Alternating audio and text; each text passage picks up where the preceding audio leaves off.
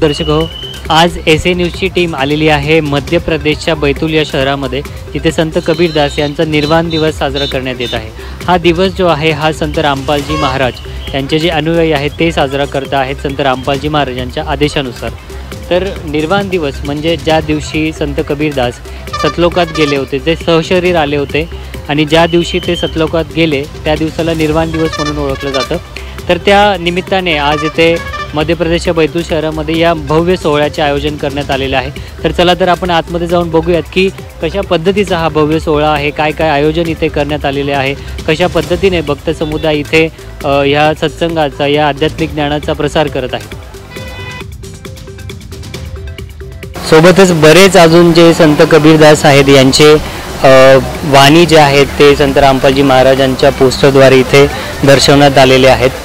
सगळं हा जो पूर्ण लाईन तुम्ही बघू शकतात, पूर्ण जे काही संत कबीरदास यांचे दोहे आहेत ते सर्व इथे लिहिलेले आहेत आणि जे ज्ञान कबीर साहेब सांगतात ते सर्व ज्ञान संत रामपालजी महाराजांनी त्यांच्या सत्संगांद्वारे सांगितलेलं आहे। सोबतच या पूर्ण जो एंट्रन्स आहे त्या एंट्रन्समध्ये सगळे ते वाणी लिहिलेले आहेत। तर चला तर आपण अजून आतमध्ये जाऊयात आणि बघूयात की अजून काय सुविधा या भव्य सोहळ्यामध्ये आयोजित करण्यात आलेल्या आहेत।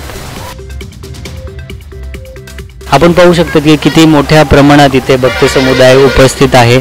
काही सेवेदार आहेत जे एक डिवायडेशन केलेलं आहे येण्यासाठी आणि जाण्यासाठी, मध्ये सेवादार उभे आहेत। प्रत्येक सेवेदारमध्ये एक आधिनी आपण पाहू शकता दिसत आहे।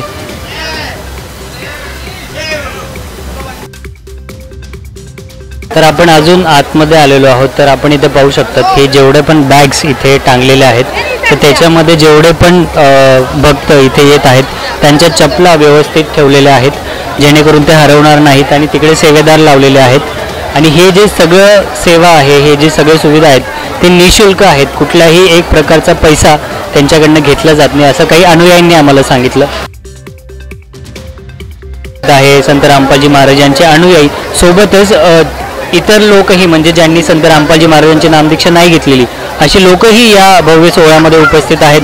जो भव्य भंडारा आहे जिथे खूप मोठ्या प्रमाणात लोक येऊन भंडारा प्राप्त करत आहेत। तर संत रामपालजी महाराज यांनी त्यांच्या अनुयायांसोबतच पूर्ण विश्वाला आमंत्रण दिले आहेत। जसं काही आम्ही ऐकलेलं आहे की संत रामपालजी महाराज यांचे पूर्ण भारतामध्ये आणि नेपाळमध्ये टोटल 11 सतलोक आश्रम आहेत। तर त्या 11 सतलोक आश्रमांमध्ये हा भव्य भंडारा सुरू आहे। सोबतच या सगळ्या ज्या काही सुविधा आहेत ते सगळ्याच आश्रमांमध्ये उपलब्ध आहेत।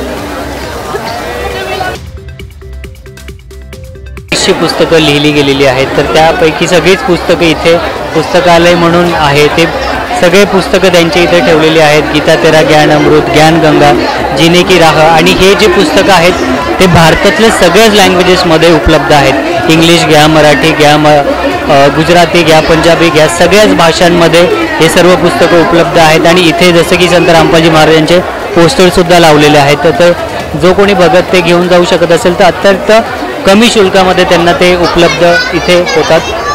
आपण पाहू शकतात की जेवढे पण लोक पुस्तक वाचण्याचे इच्छुक आहेत, जे पुस्तक घरी नेऊ इच्छित आहेत, तर मात्र 20 रुपयामध्ये हे जे ज्ञानगंगा पुस्तक आहेत ते लोकांना उपलब्ध आहे। या भव्य सोहळ्यामध्ये, भंडाऱ्यामध्ये एक आध्यात्मिक प्रदर्शनी लावलेली आहे। या प्रदर्शनीमध्ये काय नेमकं आहे आपण आतमध्ये जाऊन बघूयात। प्रदर्शनीसाठी एंट्री केल्यानंतर आपण इथे पाहू शकतात की संत रामपालजी महाराज सोबतच कबीरजींचे जे 4 युगांमध्ये ते अवतरले ज्या नावाने, ते सर्व इथे दिलेले आहेत। ते सतयुगामध्ये सत्सुकृत नावाने आले होते, त्रेतायुगमध्ये करुणामय नावाने आले होते, द्वापरयुगमध्ये मुनींद्र ऋषी नावाने आले होते आणि कलियुगमध्ये ते त्यांच्या मूळ नावाने म्हणजे कबीर या नावाने ते पृथ्वीवरती अवतरले होते। त्याचं हे पुढे अजून एक पोस्टर दिलेलं आहे, त्यामध्ये गुरुप्रणाली, संत रामपालजी महाराज यांची जी गुरुप्रणाली आहे ती सर्व इथे लिहिलेली आहे। त्यांची सुरुवात होते संत गरीबदास यांच्यापासून, जे हरियाणा येथील छुडानी गावाचे होते। त्यानंतर शीतलदासजी, ध्यानानंदजी, रामदासजी, त्यानंतर ब्रह्मानंदजी, जुक्तानंदजी, जोगेश्वरनंदजी, चिदानंदजी महाराज, त्यानंतर संत रामपालजी महाराज यांचे जे गुरु होते स्वामी रामदेवानंदजी महाराज, त्यांचं हे नाव दिलेलं आहे। त्यानंतर आता हे 11वी जी गादी आहे ती संत रामपालजी महाराज यांची आहे। जसं जसं आपण पुढे चालत आहोत तर वेगवेगळे पोस्टर इथे लावलेले आहेत. तर आपण हे पोस्टर इथे पाहू शकतात की संत कबीरदासजी जे आहेत ते संत कबीरदास म्हणजेच कबीर परमात्मा संत रामपालजी महाराज म्हणतात. तर यामध्ये संत गरीबदासजी यांना कबीर परमात्मा भेटले होते. सोबतच गुरु नानक देवजी यांनासुद्धा ते भेटले होते वेई नदीच्या इथे.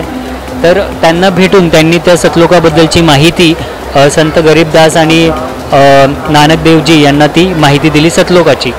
चला तर आपण पुढे जाऊयात आणि अजून बघूयात प्रदर्शनीमध्ये काय काय आहे. या प्रदर्शनींमध्ये कबीर साहेबांच्या जीवनीचे काही जे अनुभव आहेत, काही जे किस्से आहेत ते सगळे इथे दर्शवण्यात आलेले आहेत. तर काशीमध्ये जे ब्राह्मणांद्वारे करोत चालवण्यात आलेली होती त्यामध्ये असं सांगण्यात आलं होतं की जो पण त्या करोतमध्ये आपला जीव देईल, आपली गर्दन म्हणजे आपली मान जो कापून नेईल त्याला तो स्वर्ग प्राप्ती करेल.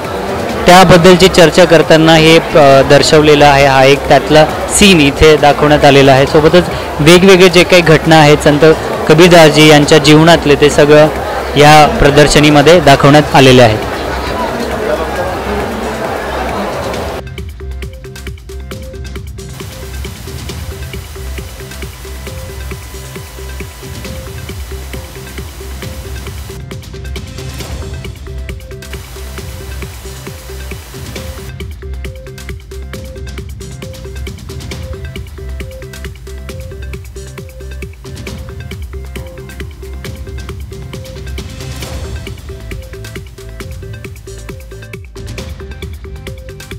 आता आपण एंटर करतो आहे त्या जागी जिथे लाखोच्या संख्येने अनुयायी उपस्थित आहेत आणि संत रामपालजी महाराज यांचा दरबार साहेब तिथे लावलेला आहे. जिथे आज निर्वाण दिवसच्या निमित्ताने पाठप्रकाशचा आज शेवटचा दिवस आहे. 3 दिवसीय हा समागम होता, त्याचा आज शेवटचा दिवस आहे.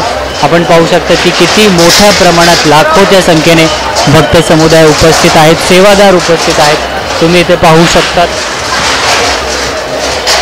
की ही जी रांग लागलेली आहे भंडाऱ्यासाठी भक्त जात आहेत.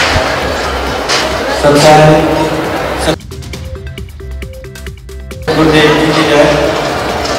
मगे वाले पंडाल से जो चादर राम हुआ है इतनी पंडाल राम का वो अनाथ अपने चादर ले जाए.